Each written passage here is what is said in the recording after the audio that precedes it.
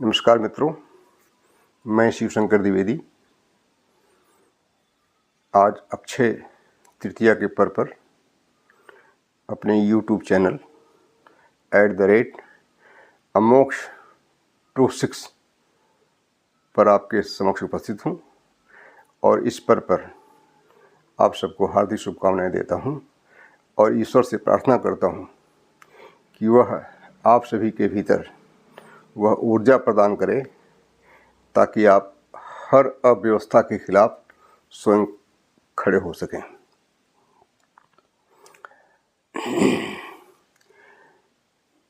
मित्रों, गत अंक में आपने यह सुना कि ईश्वर हमारी वर्तमान परिस्थिति के लिए धन्यवाद का पात्र है अथवा नहीं। इस संबंध में मैंने यह समझने का प्रयास किया था कि ईश्वर की परिस्थिति हमारे वर्तमान उपलब्धि के संदर्भ में क्या है, और यह समझने का प्रयास किया था कि हमारे शास्त्रों में जो व्यवस्था है उस व्यवस्था के अनुसार हम अपने कर्मों का फल भुगतते हैं और ईश्वर, जैसा कि शास्त्र मानते हैं, हमारे कर्मों का केवल साक्षी है। वह हमारे कर्मों का जो फल है उसका कस्टोडियन है। उस फल में न तो वो कुछ जोड़ सकते हैं और न कुछ उस फल में घटा सकते हैं। मैंने यह भी एक उदाहरण दिया था कि जैसे आप परीक्षा में जो लिखते हैं, जो आपका परीक्षक है आपके लिखे हुए पर ही नंबर देता है, न कि वह पैर छूने के उपरांत आपको नंबर घटाया बढ़ा देता है। ईश्वर इस दृष्टि से जब हम उसे साक्षी मानते हैं तो उनके अंतर्गत हमने 6 गुणों को माना है। माना क्या? हमने देखा है। देखा क्या? यह माना और देखा दोनों में कोई ख़ास अंतर नहीं है। हम यह मानते हैं, हमारे शास्त्रकारों ने यह माना है कि ईश्वर साक्षी है। ईश्वर हमारा नियंता भी नहीं कर सकते हैं। ईश्वर पूरी लोक व्यवस्था को देख रहे हैं। वो पर्टिकुलर किसी व्यक्ति विशेष के लिए ईश्वर नहीं है, पूरा लोक व्यवस्था उनके अंदर है। और जैसा कि एक व्यवस्था, साधारण सा व्यवस्थापक होता है, वह व्यवस्थापक अपने व्यवस्था के निमित्त किसी अन्य की सहायता नहीं लेता है। वैसे ही परमात्मा पूरे ब्रह्मांड की व्यवस्था में तल्लीन है। तो ऐसे में उनके अंतर्गत ऐश्वर्य है, वह ऐश्वर्य के लिए किसी पर निर्भर नहीं है।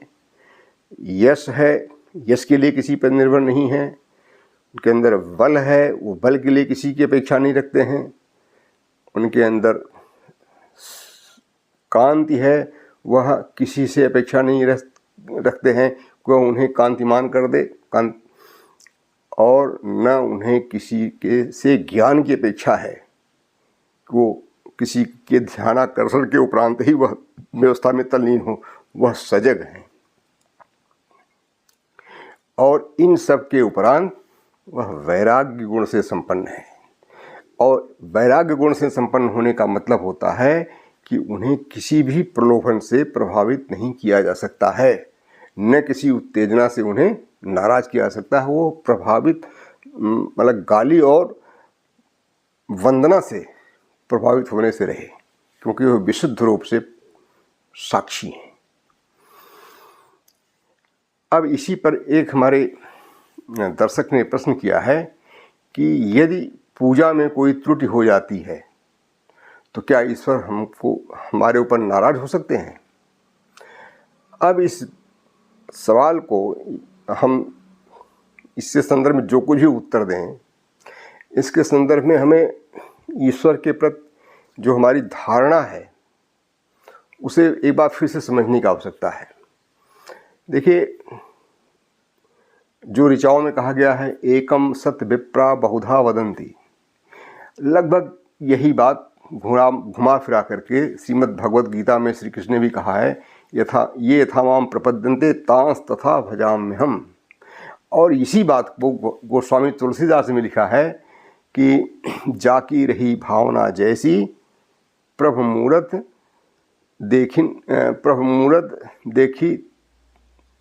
मूरत दिखी तिन तैसी।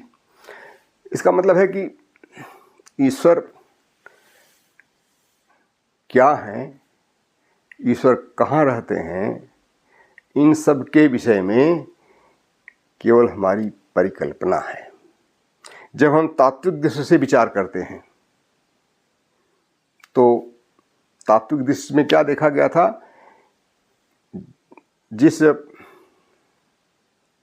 सत्ता ने पहली बार अनभिव्यक्त परम तत्व का साक्षात्कार किया था, उसने देखा कि चित अचित दोनों संश्लिष्ट हैं, सलिल हैं, अविभाग हैं, उनके अंदर वो तम से भी घिरा था, इसका मतलब तम का अस्तित्व था, और वह निर्वात में भी श्वास ले रहा था चैतन्य, और उसी चैतन्य को उस दृष्टा ने अभिव्यक्त होते हुए भी देखा। और इस अभिव्यक्ति में उन्हें, जो दृष्टा महोदय हैं, उन्हें पहली अभिव्यक्ति ऋतम की हुई और सत्यम की हुई। इसका मतलब जो कुछ भी अभिव्यक्तियां हैं हमारे सामने वर्तमान में, जो कुछ भी हमें दिख रहा है, वह एक व्यवस्था के क्रम में है, अव्यवस्थित नहीं है, कहीं भी अव्यवस्था नहीं है, सब अपनी गति से गतिमान है। ऊपर से पानी नीचे ढलकता है, यह उसकी सहज गति है, और धक्का देने पर वस्तुएं आगे जाती हैं, यह उसकी सहज गति से। तो इस प्रकार से जो प्रथम दृष्टा ने जो देखा है, वो यही देखा है कि वर्तमान जो स्थिति है वह पहले नहीं थी। चित और अचित दोनों संश्लिष्ट थे, उनका विभाग नहीं हुआ था। उनका विभाग तब हुआ जब ऋतम की उत्पत्ति हुई, ऋतम आविर्भूत हुआ। और कैसे हुआ? कहा जाता है कि उसने घनघोर तपस्या की, अभिधात तपसा। वो अभिधात तपसा हो, तपस्या करने वाला कौन है, इसके विषय में आज तक किसी को कोई जानकारी नहीं है। जो व्यक्ति साक्षात्कार कर रहा है,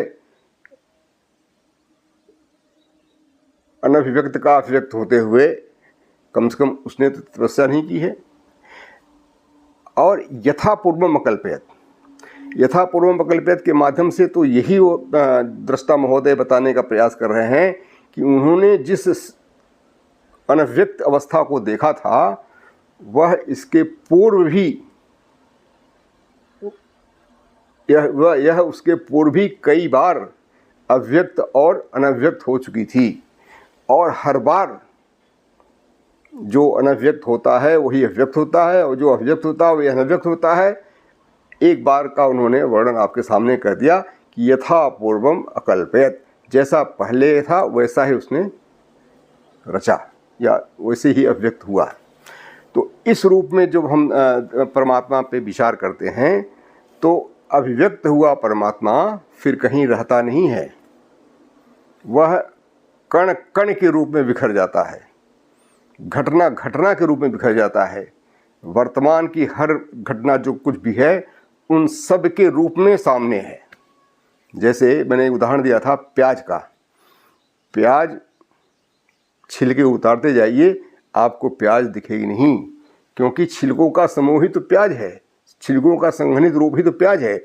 उसी तरह से वर्तमान में जो कुछ भी हम देख सुन पा रहे हैं, समझ पा रहे हैं, उन सब का संघनित रूप ही वह परम तत्व है, जिसका साक्षात्कार अनभिव्यक्त की अवस्था में साक्षात्कारकर्ता ने किया है, जिसके साक्षात्कार का अनुभव हमें ऋचाओं के माध्यम से मिलता है। और उन ऋचाओं का साक्षात्कार हमारे ऋषियों ने किया था। हमारे ऋषियों ने परम तत्व की इस स्थिति का अवलोकन नहीं किया है, परंतु इस स्थिति का जिसने भी अवलोकन किया है वह अपौरुषेय है। तो इस रूप में यदि हम विचार करते हैं तो पूज्य और पूजक का कहीं कोई प्रश्न नहीं उठता। इसी अवस्था को बताते हुए उपनिषदों में कहा गया है, सर्वम खल इदम ब्रह्म, मैं ब्रह्म हूँ, आप ब्रह्म हो, सामने वाला बैठा हुआ ब्रह्म है, और हमारे और आपके अलावा जो कुछ भी है सब ब्रह्म है। सर्वम खल इदम ब्रह्म, सब कुछ परमात्मा है, परमात्मा रूप नहीं है, परमात्मा ही है। अब यह तात्विक स्थिति है। अब इस तात्विक स्थिति से विचार करेंगे, न कोई पूज्य है, न कोई पूजक है, न कोई शिष्य है, न कोई गुरु है, न कोई उपदेशक है, न कोई उपदेष्टा है, सबकी अपनी अपनी प्रासंगिकता है। मैं आपके सामने जो कुछ बोल रहा हूँ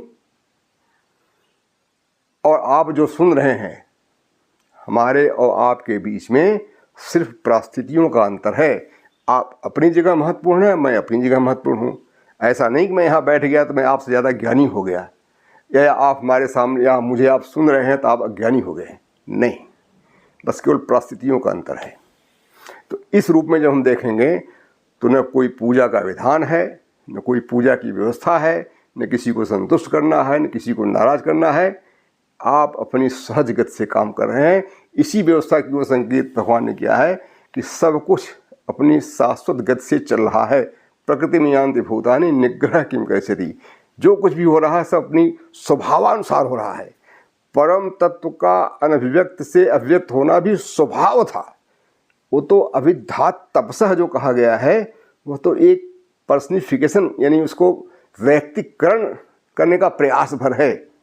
तात्विकता तो यही है कि वो समयानुसार वो सहज गति से अभिव्यक्त हो गया है, और जो उसकी अभिव्यक्तियाँ हुई तो एक व्यवस्था क्रम में हुई। अब नैतिक दृष्टि से, चूँकि हम देखते हैं कि एक व्यवस्थापक की आवश्यकता होती है व्यवस्था के लिए, तो नैतिक दृष्टि से हमने उस सहज गति को भी देखने के लिए एक व्यवस्थापक के रूप में परिकल्पना कर ली, और वह हो गया हमारा साक्षी। और हम मानने लगे कि हमारे भीतर वह साक्षी बैठा हुआ है, जो हमारे माध्यम से पूरे हम जो कुछ भी कर रहे हैं उसका जो परिणाम हो रहा है उसको संकलित करता जा रहा है। और समय आने पर जब हमारे कर्म का परिणाम परिपक्व हो जाएगा तो हमें वह फल देगा, न कम देगा न ज़्यादा देगा। इस स्थिति में हमें ये चाहिए कि हमारा जो कर्तव्य है हम उसे करें। हमारे कर्तव्य को हमारे जो नियोक्ता हैं, समाज के लोग हैं, परमात्मा है, माता पिता हैं, परिवार के लोग हैं, हमारा नियुक्त पदाधिकारी है, सब ने डिसाइड कर रखा है। और जहाँ जिस परिस्थिति में है वहाँ उस परिस्थिति में हमारा जो कर्तव्य है हम उसे निर्वहन करें। इतना जरूर ध्यान दें कि जब दो कर्तव्यों में टकराहट हो तो लोक हित को देखना चाहिए, वैयक्तिक हित को नहीं। क्योंकि व्यवस्था वो लोक हित के लिए है। ऐसी स्थिति में लोक व्यवस्था में कोई बाधक वैयक्तिक व्यवस्था बन रही है, वैयक्तिक कर्तव्य बन रहा है, तो वैयक्तिक कर्तव्य को छोड़ने में ही लोकहित समाहित हो तो छोड़ देना चाहिए। एक उदाहरण मैंने दिया था, जैसे कोई सैनिक वो बॉर्डर पर जा रहा है लड़ने के लिए, उसका कर्तव्य है कि बॉर्डर पर जाकर के लड़े, युद्ध का आह्वान हुआ है। अब उसका ये भी कर्तव्य है कि वो माँ बाप की देखरेख भी करे, वह अपने बच्चों परिवार के साथ रहे, उसका भी एक कर्तव्य है, उसका एक पारिवारिक कर्तव्य है, दायित्व है। अब इन दो दायित्वों की टकराहट में व्यक्ति को बड़े दायित्व को ओर देखना चाहिए। बड़ा दायित्व क्या है?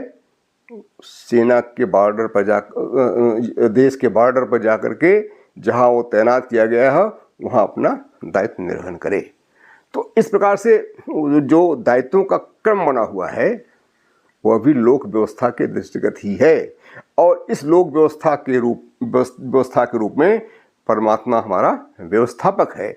और परमात्मा के इस रूप का वर्णन करते हुए हमारे शास्त्रकारों ने उसे 6 गुणों से संपन्न बताया है। व्यवस्थापक के लिए जो 6 गुण होने चाहिए, वह ज्ञानवान हो, वह बलशाली हो, वह ऐश्वर्यवान हो, वह कांतिमान हो और वह वैरागी भी हो। वैरागी होना उसका यह गुण है, वह संकेत करता है कि वह अपनी किसी भी आवश्यकता के लिए, व्यवस्था के क्रम में किसी भी आवश्यकता के लिए किसी अन्य पर निर्भर न रहे। उसे न कोई प्रभावित करे, न कोई डरा सके, न कोई धमका सके, न कोई लालच दे सके, न कोई भय दे सके। इस प्रकार का जो परमात्मा है वह भी किसी के पूजा की अपेक्षा नहीं करता है, या पूजा में गड़बड़ी होने के उपरांत किसी से नाराज होने वाला नहीं है। वह तो केवल साक्षी है। अब तीसरी अवस्था आती है वो धर्म की अवस्था, धर्म की व्यवस्था। धर्म की व्यवस्था में यह माना जाता है कि जो कुछ भी है परमात्मा ने ही सृजित किया है। हम हैं, आप हैं, पूरी कायनात है, सब परमात्मा का ही सृजन है, परमात्मा की ही संरचना है। और परमात्मा इन संरचनाओं का देख रेख कर रहा है। वो कहाँ बैठा है? हमारे हृदय में बैठा हुआ है। वो कण-कण में व्याप्त है। कण-कण वो नहीं है, बल्कि कण-कण में व्याप्त है, कण-कण में बैठा हुआ है। वो व्यवस्था कर रहा है। वह डराता है, वो धमकाता है, वो प्रसन्न होता है। फलम पुष्पम यथाशक्ति क्या है, फल फूल खाता है। वह पूजा स्वीकार करता है। वह पूजा न होने पर नाराज भी होता है। वह सत्यनारायण की कथा का सत्यनारायण है, जो क्षणे रुष्टा क्षणे तुष्टा। आपने उसकी पूजा कर दी तो आपको धन से भरपूर कर दिया, और आपने उसकी पूजा में विघ्न डाल दिया तो नाराज हो गया। आपके जो क्या है बनिया की जो नाव थी हीरे जवाहरात से, उसने झूठ बोल दिया, वो लतापात धनिया में बदल गई।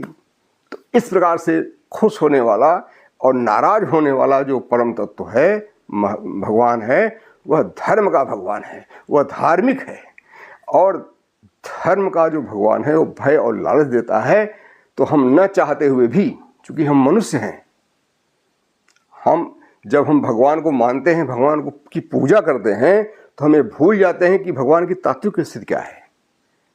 भगवान की पूजा करना हमारी मानसिक मजबूरी है। इस स्थिति में आकर के हम यह नहीं सोचते हैं कि भगवान हैं भी या नहीं हैं, भगवान दिखाई पड़ते हैं या नहीं दिखाई पड़ते हैं।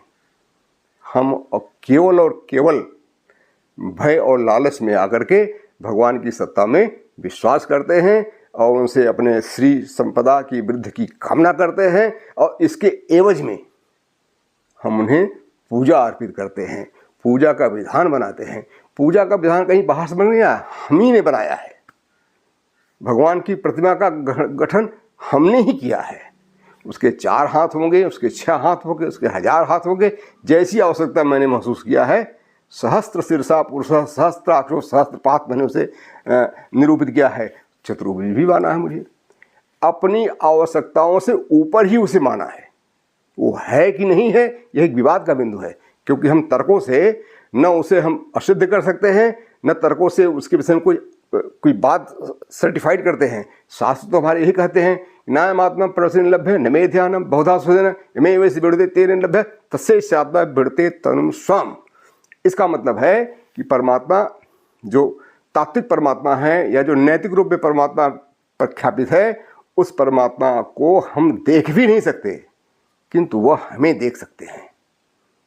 वह ऑब्जर्वर हैं। हम उन्हें चाहे देखें चाहे न देखें, देख पाएँ न देख पाएँ, देख तो पाते ही नहीं, क्योंकि माना ही गया है।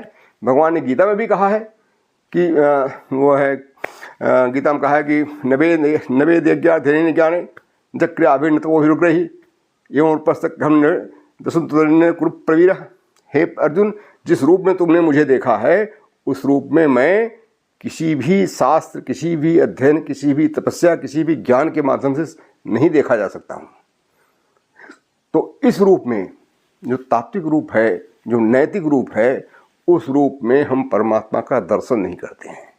और जो वाकई में तात्विक, जो चरम तात्विक है, उसमें परमात्मा की तो आवश्यकता ही नहीं है। सब कुछ ऑटोमेटिक हो रहा है, सब कुछ सहज गति से चल रहा है, उसमें किसी दृष्टा की भी जरूरत नहीं है।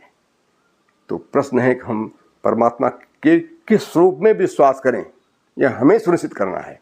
और यदि हम धर्म भीरु हैं, हम मानसिक रूप से इतना सक्षम नहीं है कि अपनी आवश्यकताओं को स्वयं पूरा कर सकें, तो हम परमात्मा हमारे लिए आवश्यक है।